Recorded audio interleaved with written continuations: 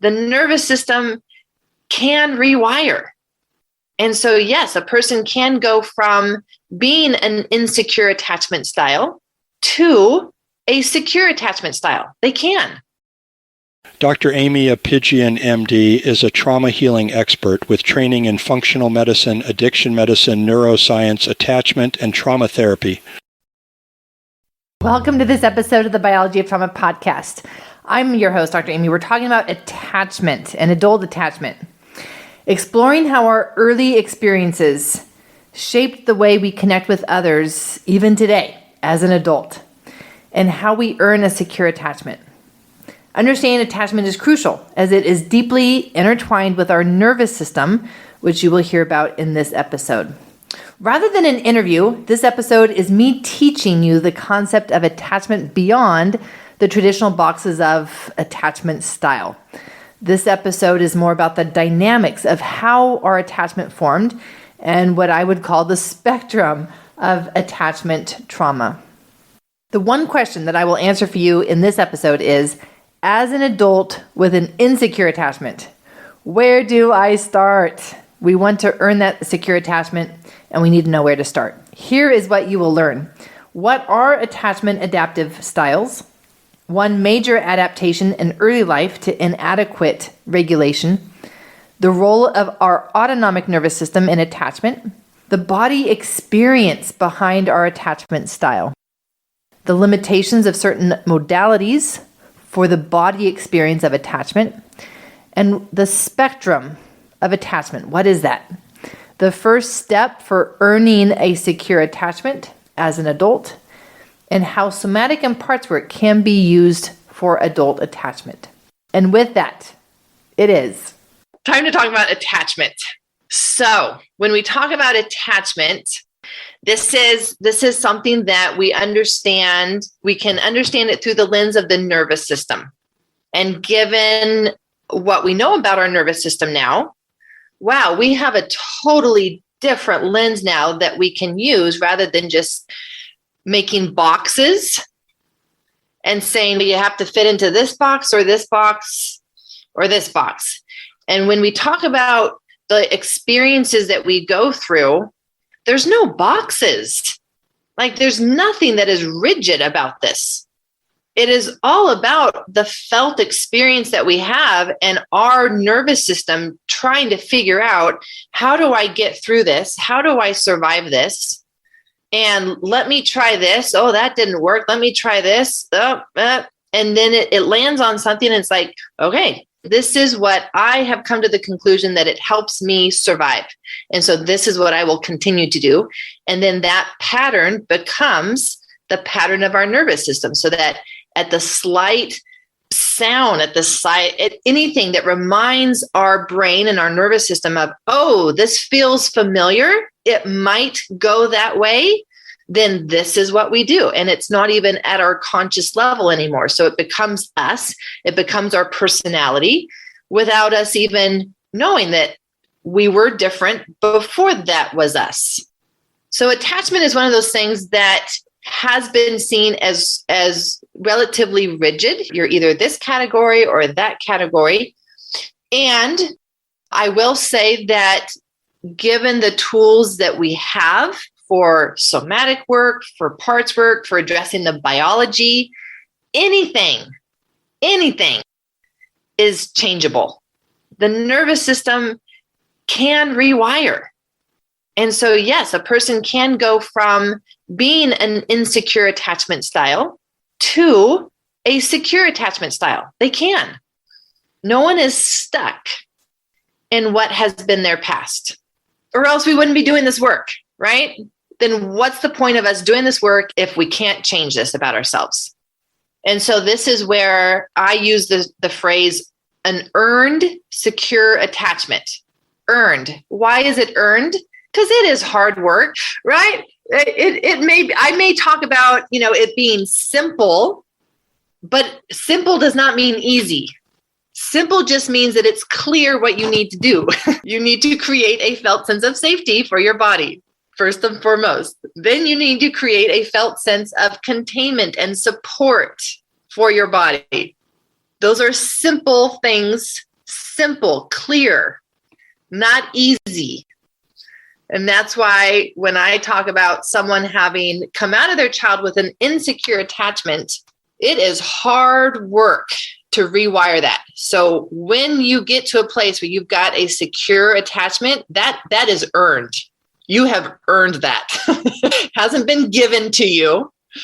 Wasn't a free gift. You put in the work to make that happen. Which is why when people talk about some of the different modalities that we can use for trauma, and they talk about using EMDR, for example, or neurofeedback.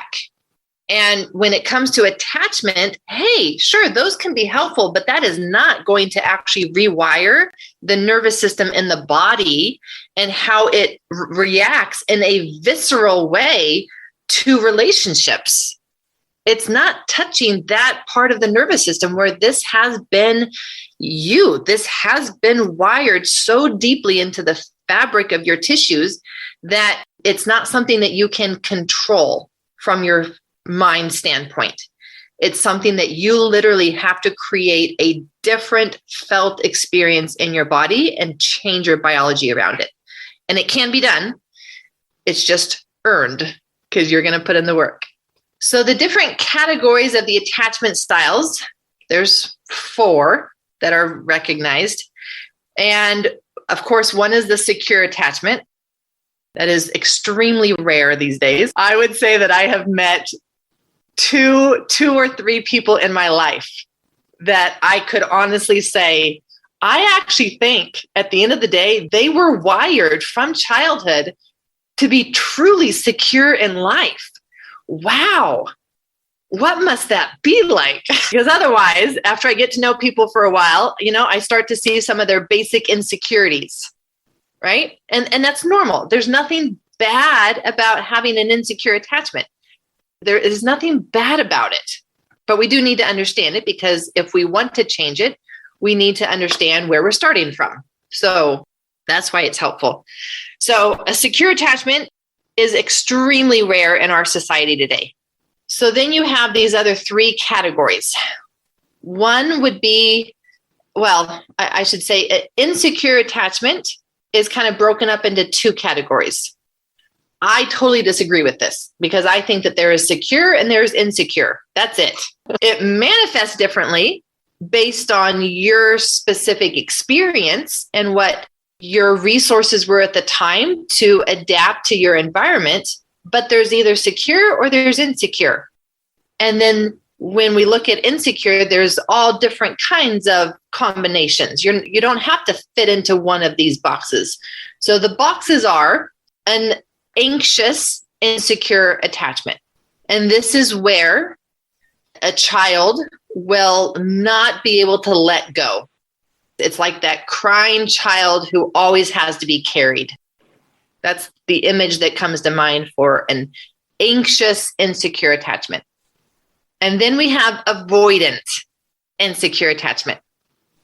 And avoidant is that child who couldn't care less, is quite independent, or at least wants to be, at least tries to be really independent so that they don't need anybody else, that nobody can let them down.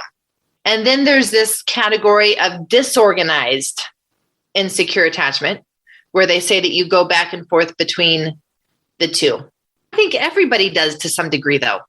So let's take a few examples and start to see how this then develops into an actual, attachment style, personality. And we can take any example. We can take even just an example of, anything, right? Any stay-at-home mom who is busy, right? Who's busy. One of the most important things about attachment is this ability for them to be regulated, this ability to shift our own nervous system into more of a parasympathetic state. It's called regulation, and keeping ourselves within that window of tolerance. That's regulation. A baby has absolutely no capacity to do that for themselves. And so one of the major adaptations that can happen is that if they do not get enough of that regulation from their environment, from their parents, from mom, dads can play a huge role in this though as well, then a baby is left with its nervous system feeling out of control. And I don't know about you, right? But when our nervous system feels out of control, it can only sustain that for so long. And then what does it do? Goes into the freeze, right? Feeling out of control. You either need to get in control or you need to not care that you're not in control. And so that feeling of, like my system is out of control, then that is what will start this pattern of going into the freeze response. And so people can come out of childhood with very strong pull towards the freeze response, and yet there was never any abuse. There was never any trauma. How did I come away with my childhood with an insecure attachment? Why do I have a strong pull towards the freeze response? There's always family issues, but there was never any big stuff like other people. So why me? Well, right there, that's enough of a reason. Right there. If the amount of connection, regulation that you experienced was not enough for your system, it would have been overwhelming as a baby, and you would have gone into that freeze response in order to shut that down. Get a break from that panic feeling of I'm out of control. And so that would be a big reason for people going into a avoidant, insecure type of style. Thanks for listening. See the Creative Mind post for this podcast episode with links to resources and other material.